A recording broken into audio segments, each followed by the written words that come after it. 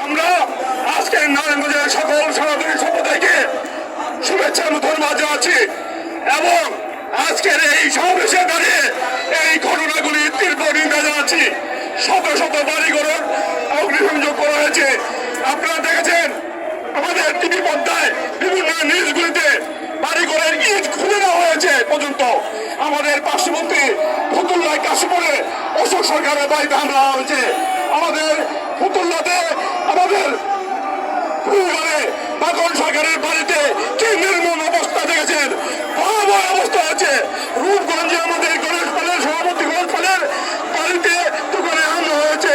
শিলাবরের বাড়িতে রূপগঞ্জে তার বাড়িতে হামলা নির্যাতন নিপীড়ন করা হয়েছে। আমাদের নারায়ণগঞ্জ জেলা হিন্দু মত কীর্তনের পরিষদের সাবেক সভাপতি কমান্ডার গোপীনাথ দাসের বাড়িতে দোকানে তালা দেওয়া হয়েছে এবং মন্দিরের জায়গায় তালা দেওয়া হয়েছে। আমাদের শিখন সরকারের দোকানে তালা দেওয়া হয়েছিল, সেগুলি আমাদের বিএনপি নেতৃবৃন্দ সেটা খুলে দিয়েছিল। আপনাদেরকে ধন্যবাদ জানাই। সারা দেশে নির্যাতন নিপীড়ন চলছে, এখনো চলছে, হামলা চলছে, নির্যাতন নিপীড়ন চলছে। স্বাধীন দেশে এটা হতে পারে না। আমরা এর তীব্র নিন্দা এবং প্রতিবাদ জানাচ্ছি এবং এই আন্দোলন চলবে যে পর্যন্ত আমাদের দাবিগুলি বাস্তবায়ন না হবে। খুলে যান, দাবিগুলি আমাদের বাস্তবায়ন না হবে। আমরা 7 দফা দাবি বাস্তবায়নের জন্য আমরা কাজ করে যাচ্ছি।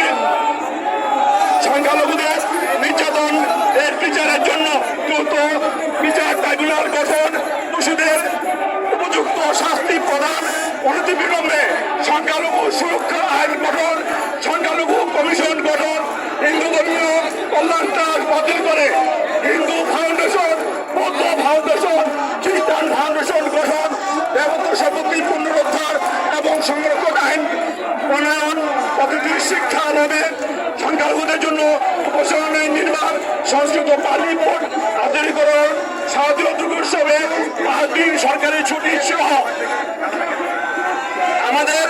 আমাদের এই দাবিগুলো বাস্তবায়নের জন্য আমরা এই সরকারের প্রতি দাবি জানাচ্ছি। অবিলম্বে আমাদের দাবি বাস্তবায়ন করা হোক। যারা খুশি হয়েছে, যারা এই দুষ্কৃতিকারী, তাদের বিচারের আওতায় এনে অবিলম্বে শাস্তি যদি না দেওয়া হয় এই আন্দোলন আমরা চালিয়ে যাব। সারা বাংলাদেশে আমরা আন্দোলন চালিয়ে যাব এবং এই ছাত্র আন্দোলন প্রত্যেকে পশ্চিমা বিরোধী ছাত্র আন্দোলনে যারা নিহত হয়েছেন তাদের বিধি আপনার সামনে কামনা করছি। যারা আহত হয়েছেন তাদের আরোগ্য আমরা কামনা করছি এবং পাশাপাশি আমাদের যে 7 দফা দাবি সেই দাবিগুলি বাস্তবায়নের জন্য আমরা আহ্বান জানাচ্ছি। আমরা আপনারা যারা কষ্ট করে এখানে উপস্থিত হয়েছেন আমাদের সরকারের প্রতি আমরা কৃতজ্ঞতা জানাচ্ছি, ধন্যবাদ জানাচ্ছি। আমরা পরবর্তী কর্মসূচি আমরা আবারও ঘোষণা করব। আমাদের সকলের সার্বিক সহযোগিতা এবং আমাদের সকলে মিলে এই আন্দোলনের বাস্তবায়নের জন্য আমরা কাজ করে যাব, এই আশাবাদ আমরা ব্যক্তবাদ করছি। সকলকে ধন্যবাদ, সকলকে প্রতি আমরা কৃতজ্ঞতা জানাচ্ছি এবং আজকের এই সমাবেশ এবং বিক্ষোভ মিছিল আমরা এখানে সমাপ্তি ঘোষণা করছি। সকলের প্রতি